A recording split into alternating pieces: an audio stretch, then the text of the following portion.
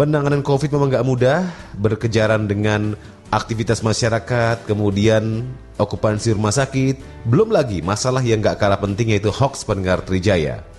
Benar, hoax menjadi tantangan dalam penanganan pandemi COVID-19. Masyarakat pun diminta untuk kritis dalam menyikapi informasi yang berkembang. Misalnya, beberapa minggu lalu jagat maya dihebohkan dengan pernyataan seorang dokter bernama Louis di salah satu acara talk show Hotman Paris Show. Alih-alih pernyataan yang disampaikan menginspirasi khalayak, namun justru menimbulkan kontroversi dan anarkisme informasi. Apa sih maksudnya? Ya, kontroversi yang ditimbulkan dari pernyataan Dr. Louis bahwa menurut Dr. Louis orang-orang yang meninggal bukan karena COVID, tapi akibat interaksi obat. Ia juga mengatakan dengan tegas tidak percaya pada COVID-19. Wow, langsung pernyataan Dr. Louis mendapat tanggapan dari guru besar farmasi UGM, Zulis Ikawati. Dikutip dari Merdeka.com, Zulis Ikawati mengatakan interaksi obat adalah adanya pengaruh suatu obat terhadap efek obat lain ketika digunakan bersama-sama pada seorang pasien.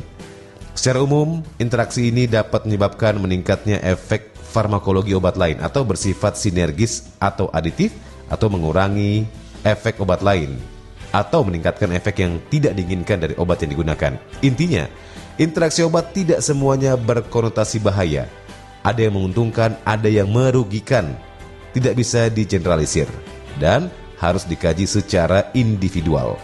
Menurut Zulis, banyak kondisi penyakit yang membutuhkan lebih dari satu macam obat untuk terapinya. Apalagi untuk COVID-19 jika pasiennya memiliki komorbid atau penyakit lebih dari satu. Zulis juga menegaskan kondisi satu pasien dengan yang lain bervariasi. Karena itu, diperlukan beberapa macam obat untuk mengatasi berbagai gangguan tersebut. Selain itu, interaksi obat dapat meningkatkan efek terapi obat lain. Justru jika tidak mendapatkan obat yang sesuai, pasien akan lebih buruk kondisinya dan dapat menyebabkan kematian. Zulis menjelaskan bahwa pada dasarnya interaksi obat dapat dihindarkan dengan memahami mekanisme interaksinya. Tahukah Anda, akibat dari hoax ini banyak orang yang tidak mau minum obat atau nggak percaya dengan COVID-19 sehingga mereka abai dengan prokes. Di rumah juga isoman, tidak mau minum obat, dan ada beberapa yang keadaannya lebih buruk ketika orang yang sedang isoman tidak mau minum obat COVID-19 atau vitamin dan sebagainya. Terakhir, polisi menetapkan Dr. Louis Owen sebagai tersangka. Ia dianggap menyiarkan atau menyebarkan berita bohong soal COVID-19 yang menimbulkan keonaran publik. Kepala Bagian Penerangan Umum Divisi Humas Polri, Kombes Ahmad Ramadan mengatakan Louis ditangkap atas dugaan menyebarkan berita bohong terkait penanganan COVID-19.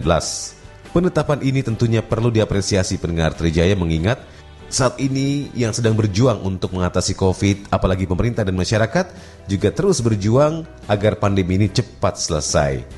Memang pendengar Trijaya banyak dari konsumen informasi tidak dapat membedakan mana yang benar dan mana yang salah. Akibatnya, orang yang sudah lelah dan jenuh dengan kondisi pandemik akan dengan mudah mengamini informasi yang sesuai dengan kehendaknya.